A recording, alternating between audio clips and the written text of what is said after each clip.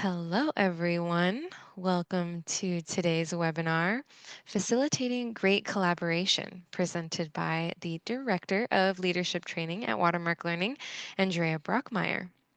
My name is Mariela Salinas, and I will be assisting and moderating our session today. We are in Zoom for today's webinar, and we will be sharing a copy of this recording with you in an email after the webinar. We do encourage participation throughout the session, so please use the chat or that Q&A option for our short Q&A after the presentation. Educate 360 is so excited to present this webinar today. So without further ado, I will hand it over to you, Andrea. Thank you so much, Mariela, and hello, everybody. Good morning, good afternoon, good evening, whatever it is, wherever you are. It's great to be here to talk with you about facilitating great collaboration. And yes, interaction is great. So use the chat. I'll try to keep that up and keep an eye on that as we're going through here. So we have a poll here to get going. So I'm interested, how much collaborating do you, or facilitating rather, do you think you do in your current role? And I say, how much do you think you do? Because maybe you'll change your thoughts after we talk for a little bit. Everybody chiming in, awesome, awesome.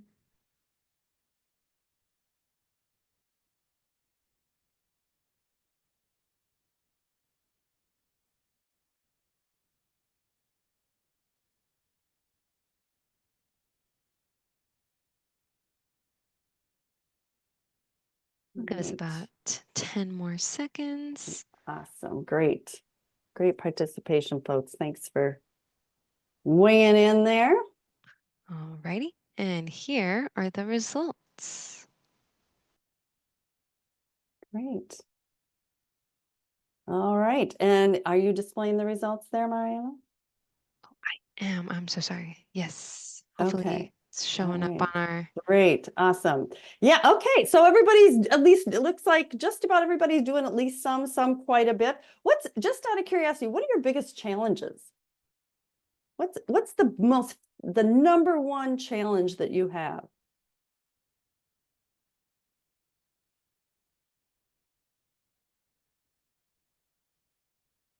We've got about 50% who do it from time to time, and about 48% who do it quite a bit. Yeah, doing it virtually. Yeah, scheduling, totally, getting everybody together. Yeah, getting people to come. You can maybe get it on the schedule. Getting them to show up can be something else. Yeah, getting information from certain people. Absolutely, that's big. Getting a quorum. Yeah. Sometimes the topic getting derailed, get people that don't participate, getting people to show up ready to do what they're there to do, follow up and engagement, getting to the goal of the session. Yeah. Delivery for acceptance, participation. Yeah, getting people who want to participate, right? That's another thing. What's in it for them? You got to think about that. Oh, lots of ideas here. Engagement. Once they start, it's okay, but getting them started is like pulling teeth. Totally. Right. Yep, exactly. Having those little tips. Try not to micromanage it. Right on, Justin. Think about that as we're talking about this today. Yeah. Getting people that, when people will delegate to someone that doesn't just have a decision-making with authority. Exactly. Great. All right, well, thank you so much for that. Let's see if we can't touch on some of those. So what does it mean to facilitate anyway? What do we mean by facilitate? And look at the word facile there. Any thoughts? What do we mean by facilitate? Make it easy, right on. It's the facilitate means to make it easy for a group to accomplish a goal. Exactly. That is what we're there for, is to make it easy for them to accomplish a goal. So let's take a look at a scenario. I want to run a scenario by you, and then I'm going to ask for your thoughts about in which scenario is Letti facilitating. Okay, so and it's going to be another poll. So here's the scenario. Letty and her team are meeting to discuss a new project, okay? And so Letty says, in the first scenario, she says, okay, team, what is our plan? How do we want to get this done? I'm thinking we could break into pairs and tackle each component as mini teams, then check in regularly. Thoughts? And Dave says, well, I was thinking we could outsource some of it and focus on the parts we have experience with. And Letty says, great idea, Dave. That would probably help us get done sooner. I like it. I think it's better than my idea. What does everybody else think about doing that? Okay, so that's scenario one. Scenario two, Letty and her team are meeting to discuss a new project, same scenario, but a different discussion here. Letty says, okay, team, the objective here is to come up with an approach to tackling this new project. What thoughts does everyone have? Dave says, well, I was thinking we could outsource some of it and focus on the parts we have experience with. Letty says, thanks, Dave. So outsourcing part of the project is an option. What are the other thoughts anyone has? And Sid says, well, we could start with having everyone choose to work on the parts they like best. Okay, let's get that option on the table. Others? All right. So in which scenario is Letty facilitating? So we got another poll there.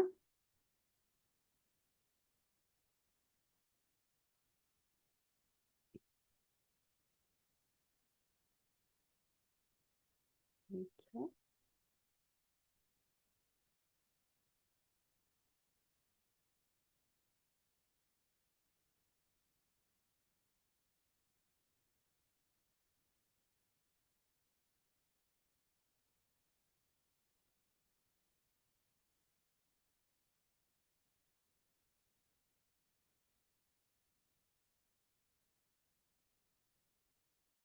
All right. Let's see what we've got. Yeah. The second scenario, for sure. Absolutely. What's different? What was Letty doing in the second scenario that's different than what she was doing in the first scenario? Getting everyone's input. She kept asking for input. Okay. Asking, not telling. Let everyone provide options. Open-ended questions. Clarified the objective. Organized the input. She asked a question instead of providing input first. Yeah, great. Didn't stop at the first input. Yeah, and the conversation may have gone on and, had been additional, there might have been additional, well, there surely would have been additional conversation. Yeah. So she, in both scenarios, she was energizing. She had some energy. She appeared to be flexible. She sounded prepared. She was engaging. She was confident. But in the second scenario, she was also neutral. And that's the distinction between facilitating and leading, say, a discussion, is neutrality. A facilitator cares that the group achieves their goal. That is their mission. They do not care what the specific outcome is.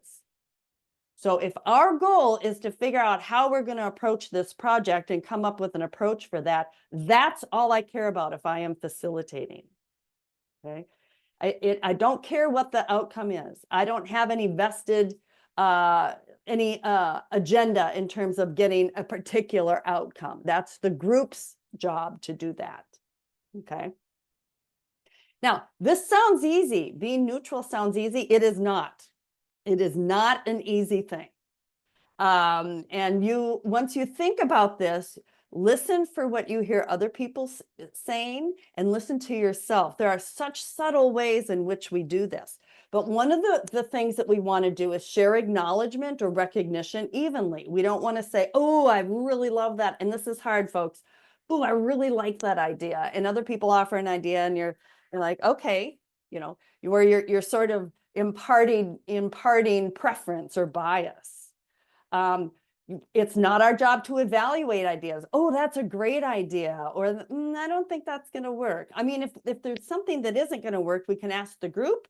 maybe help guide them to an understanding of some constraints that they may not be aware of. We're not there to evaluate ideas. The other one that people will often do is you want to provide examples that help the group understand and so that they can relate, but be careful about providing personal examples. So, even in, say, like introductions, and okay, I'm going to ask everybody to share something fun that they've done recently. And so, like I went to Tahiti recently to our private island, and I had a party with 200 of my closest friends, or whatever it is. And it's sort of, as a facilitator, I'm really cautious about providing personal examples. I need it to be relatable. I want it to be compelling. But sometimes when you're the one talking, you're seen as in front of the group, whether it's literally standing in front of people in a room or you're sort of in front of the group in a virtual session. Sometimes it's seen as sort of a right example or the bar. And I am personally really careful about not presenting things in that way, but to be inviting of other people to share things and provide examples so that people understand. Okay, so there are all sorts of little ways that people violate this idea of neutrality. So a facilitator, well, what are we doing then? Well, the facilitator we think of as the guide on the side, not the sage on the stage. Okay, and in fact, when you're doing really good facilitation, the group doesn't even notice you. And so when I teach a facilitation class, in the beginning, people are really conscientious of the facilitator and they're kind of, thinking about that. And then groups, once they get comfortable, then they forget about the facilitator. And you were doing a great job as a facilitator when you are just keeping things moving and they don't even notice you. Now, again, some people really struggle with this.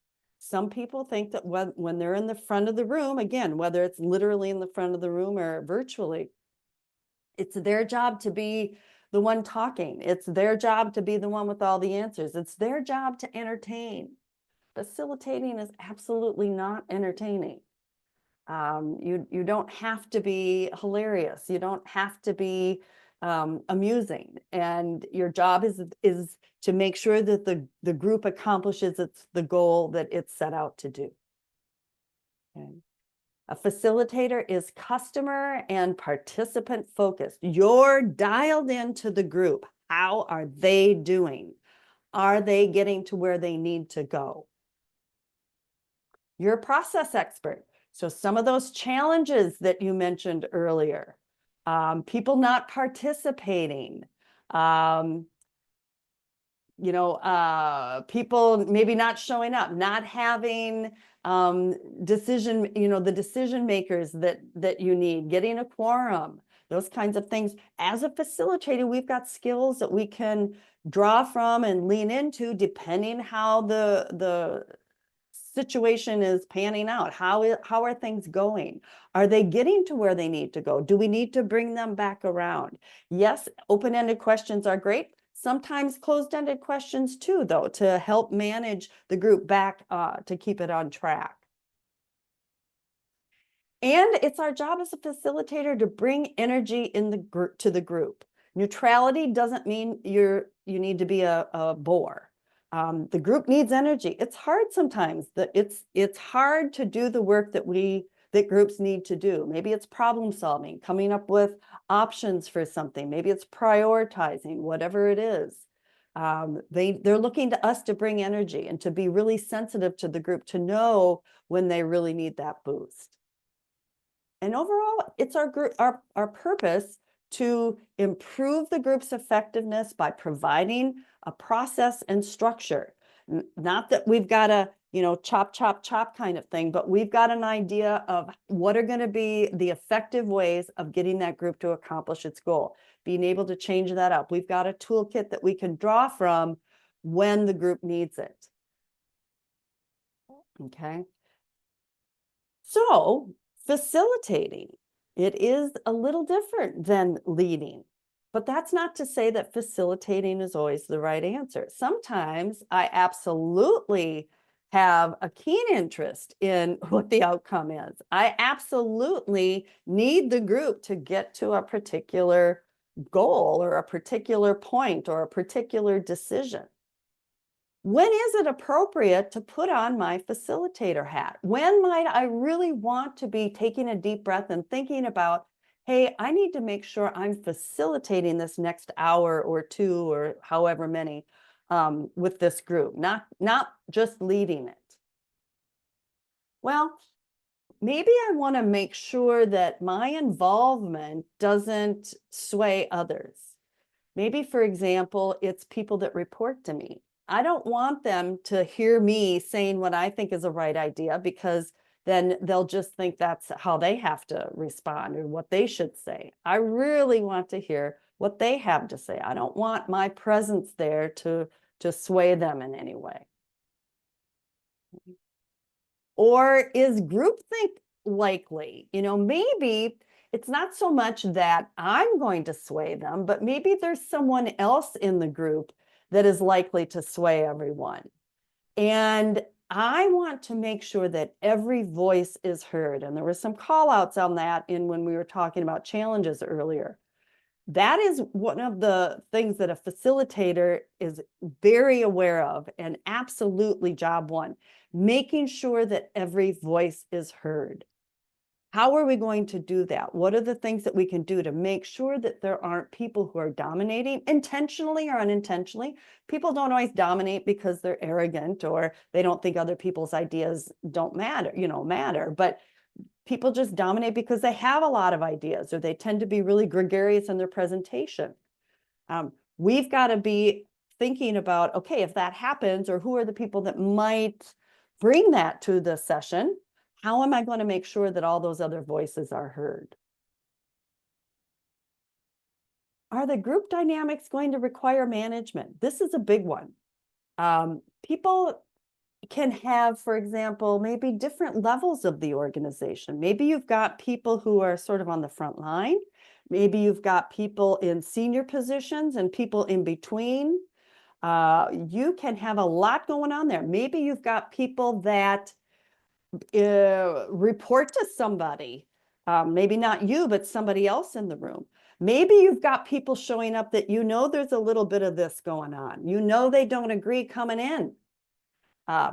Okay, you need to be aware of what some of those dynamics are likely to be, and how are you going to manage them? How are you going to keep the temperatures low? You need to be prepared maybe to call a break, give everybody a chance to get up and stretch a little bit, to diffuse things. You need to be looking and listening in whatever way you have possible to pay attention to what people are saying verbally, non-verbally, things that are being said, things that aren't being said. That's a heavy lift. That is really hard. And you're going to need to tie that hat on when you're facilitating in those kinds of circumstances. Do breakout groups. What are the kinds of techniques that you can use to make sure that you mitigate some of that and still get the group to accomplish its goal? Yeah, and empowering the group, you bet. And then the one that is really another important one to think about is, when do I need to facilitate? Because I want the group to own its results. I want them to own the results. I don't want this to be mine. I don't want this to come out of I don't want to come out of this session and feel like, oh, yay, I got everybody to agree to my solution or my approach or my priorities. I want them to own it, because when they own it, that is going to improve accountability. That'll improve their commitment, their enthusiasm. It has implications for the quality of their work and the follow through. I want them to own it. So you know what? I'm going to be there. I'm going to make sure all those voices are heard, that we've got a positive experience for everyone. But when we all step away, it's theirs. And I can only do that when I am truly facilitating. It's going to be their ideas, and they get there on their own. I'll help, but they own it. Okay. So some logistics that we have to think about. And there's a lot to think about when you're facilitating. The irony of facilitating is that you always tell them, you guys did great work. Hey, great work. You did the work, folks. You're the one doing work too. Yes, they do the work, but it is hard to get them to do the work. There's a lot of things that you have to think about. So one is time management. You go in with an agenda. You've got things that you need to cover, things that you've got an objective that you need to accomplish. You've got a certain amount of time. What are the things you're going to do? How are you going to manage the time? Right? Pulling people out of rabbit holes, things that come up maybe that you didn't anticipate. Maybe there's some of this that comes up that you hadn't expected, or people maybe just get really enthusiastic about something and they're talking about it and you think, wow, this is great stuff. What are you going to do? You're going to cut them off because our 5 minutes are up for that topic. We got to move on. What are you going to do? Turn it over to the group. Ask them, what do you folks want to do? This is a really great conversation. I think it's having a great impact on our objective here. Do we want to stay on this for a little bit more time, or do we want to move on to the next topic? How are you going to handle that? What are you going to say? Take breaks. Breaks have so many purposes, especially when, well, maybe especially, but certainly working online, people can't listen for that long. People just get distracted because they got stuff blinging and blinking and buzzing at them all the time. Take breaks. Tell people ahead of time. We're going to take a lot of breaks, folks. I'll meet you halfway on the multitasking. Okay, you give me the attention. Give each other the attention. Not me. Give each other the attention in this session, and we'll take breaks so you can get to the things that you need to. They can also be a great way to diffuse things. It can be a great way to get people to refresh so that they are more creative, get ideas. I get very few complaints about too many breaks. And then know the technology. And this one's tough just because there are, well, if you're doing internal facilitating, you probably are used to the tools that you have. Sometimes if you end up doing facilitating in different circumstances, that can be a little dicey because everything is different. Everything is, challenging. But there are new functionalities that are being added to things all the time. So make sure that you've got an idea of how to use those and be as comfortable as you can so that you can really use them as a tool. So keeping dominators in check. And again, dominators are people maybe who intend to put, to kind of keep other ideas quiet, but a lot of times not. It's just kind of how people get excited, they get kind of wound up, and that can happen. So other things to think about: ground rules, or what we like to call teaming agreements, or just how we're going to interact. What are some things that we want to think about? And let the group come up with those if you've got time, or come up with some suggestions and get confirmation that they're going to work for them. So, we're going to only let people talk for 3 minutes at a time, perhaps, or we're going to, raise hands, however you want that to work. I think that can help a lot. And not every group requires all of the same kinds of techniques, right? If it's a group that you don't have an issue, you're not going to have an issue with that, then you don't need a ground rule around that. Small groups. If you're going to break people up, do you want to think about who should be together or maybe who shouldn't be together? You want to randomly assign people. Maybe there's a strategy. Maybe you want people from different areas to be in groups to do some small group discussions. That can be really great because people get perspectives that they don't have otherwise. Small group work is, I think, underutilized. It is amazing when you talk about people not wanting to say something and trying to, pulling teeth to get people to talk. I cannot tell you how many times people won't say anything in the big group, even if it's not that big, say 10 people, but put them in pairs or groups of 3, talk, talk, talk, talk, talk, talk, talk, talk, talk. And if they hear themselves talk in a small group, it usually makes them more comfortable speaking in a big group. So don't hesitate to do that. You can do 5 minutes in small groups, and it's hard to hide in a small group. So people will both be more comfortable and feel more compelled to do so. So that can be really effective. Taking breaks, again, just really helpful. And round robin, the idea of We're going to go around the room, and everybody needs to offer at least, we're going to go around the room twice. Everybody needs to offer at least one idea. You can pass. I also like to say, if you're really stuck, call a friend, get a lifeline. You can throw it out to the group. But that idea of we're going to get ideas from everybody. Make sure that every voice is heard. One of the things to keep in mind, folks, it's not your job actually to make everyone happy. That's not what you're there for. Yes, you've got techniques. Yes, you've got something that you're bringing. Yes, you're bringing energy, but if everybody isn't super duper happy, that's not an indication that you've failed. People, we've got to keep them moving. We've got to get to the goal. We're not there to entertain, and it's not about us. This is not about us. You're the guide on the side, not the sage on the stage. And let that be liberating to you. Let that free you up to be focused on the group, the participants, and the objective that you're there to help them accomplish. All right. So we'd love to help you out with facilitation or any other skills development or certification need you may have, and we can come in and work with your group.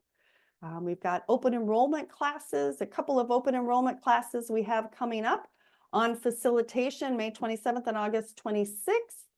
Would love to see you in one of those virtual instructor-led facilitation skills workshop.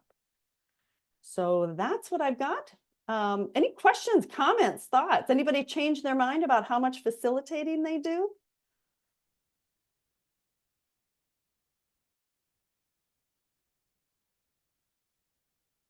Anybody? You're welcome. Awesome, Andrea. Well, I went ahead and dropped a link in the chat if they want to learn a little bit more about facilitating skills. And if they want to learn a little bit more about this topic, they can absolutely visit us at watermarklearning.com.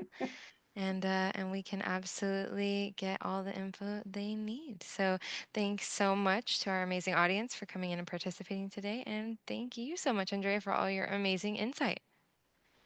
You bet. Thank you, folks. Love some of these comments. So good to hear. Alrighty. We'll see you all very soon, hopefully in the classroom. Have a fantastic rest of your week, everyone. Bye Thanks, for now. everybody. Look me up on LinkedIn. I'm on LinkedIn. Love to be connected with you. Have a great rest of your week. Bye-bye.